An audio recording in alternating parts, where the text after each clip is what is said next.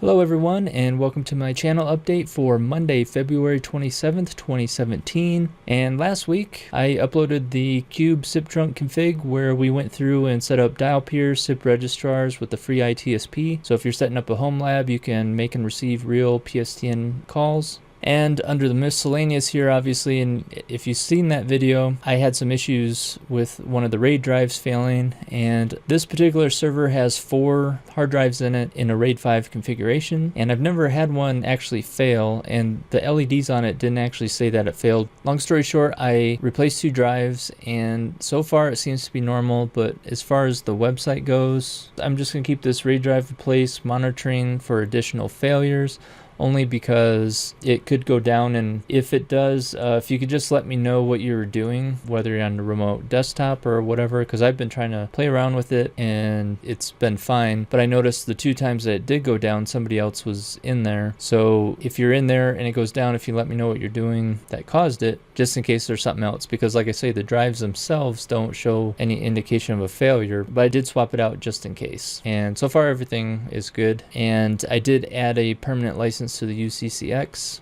We're down to like 2 days on that, and I didn't have any time for any gaming videos. I did try some, not sure if they're video worthy or not, but just didn't get a chance to record it. So coming up this week, I had initially intended for SRST with SCCP and SIP, but number one, I have to make sure that the Freelab beta environment stays stable and that I have time, because I am on call this week, and it's actually, I think it's almost Tuesday now. It's been a pretty busy day, so we'll have to see how that goes. And then based on one of the other requests with the demo of Jabber with iPhone and Android config with example or a config example, that I think I should be able to do. I mean, that should be a pretty short quick video, so realistically I should be able to squeeze something like that in. And Thursday I should be getting the Nintendo Switch with Legend of Zelda Breath of the Wild. And back in January I was testing live streaming, and my main streaming computer, I think there's something wrong with the motherboard. The SATA ports on the motherboard, when I connect hard drives to them, it'll work for a little bit, but then they just kind of hang and like it locks up my machine. And if I disconnect the drive, it works, but then if I put the same drive in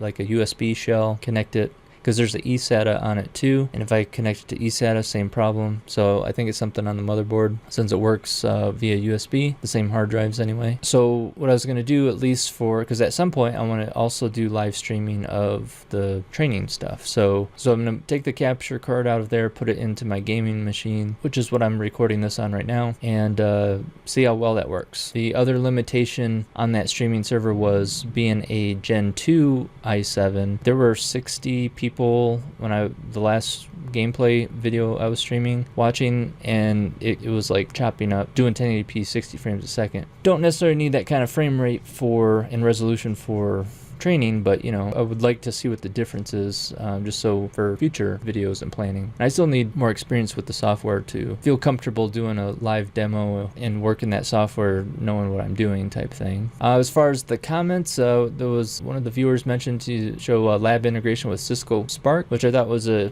pretty interesting idea. I first learned of Cisco Spark at Cisco Live, and I guess I was kind of being closed-minded about it, only because I like having my own servers and my own cloud. I don't like remote clouds, and with that being 100% a remote cloud solution, it didn't really spark my interest, so to speak. But there's some cool things with it, and especially like the 8865 phone I have, you can do integration with it. So definitely think it's interesting. I'll probably I'll put it on my radar, we'll put it that way, as far as making some videos for that. Someone else was asking how much processor and memory used for labs, and it all varies. The nice thing is nowadays, like, the technology of even the appliances haven't advanced so much that the hardware you need has to be current gen. I mean, I look back at some of my videos from even like 5 or 6 years ago. We're trying to get Call Manager 8.6 on a Pentium 4 and all the different snapshots I had to take on ESXi version 4 just to get it installed, and it was like a 4 to 6 hour process. I mean, and so within just a few years, you can get quad and hexa-core processors for dirt cheap, relatively speaking. I mean, I was showing some on eBay. You could get, 32 gig of RAM and Xeon processors for less than $200 US. So I would say processing power for you're going to be running several. I would recommend sticking with Intel only because I've had countless issues with AMD, and I think I even have some YouTube videos buried somewhere where I found an issue, and the problem was with I couldn't get something installed right because it was the AMD processor. Viral doesn't support AMD. Most of the virtualization stuff, I think, if you go with the Intel Xeon, you'll be in pretty good shape. And I would say 16 gig if you can do it, minimum, just because you'll find the more you add and the more you can oversubscribe, you're gonna reap the benefits of that. And as far as Dialpil groups, one of the viewers had mentioned that he liked on iOS 15.5 that you can set up these Dialpil groups, which I never even used or heard of. And so just for grins, I started looking it up, and then you can see here there's some new and modified commands. And so it's always interesting to me to see new stuff that's added, especially since I don't work on the voice stuff day to day anymore. It's always exciting to me to see some of the new stuff. So just him mentioning that, I was like, that's pretty cool. So but that's what I like about having this platform, is I can share with you stuff that I know and do, and likewise you can share with me what you know, and it's just we're a learning community that enjoys this technology. So yeah, so I just thought that was pretty cool.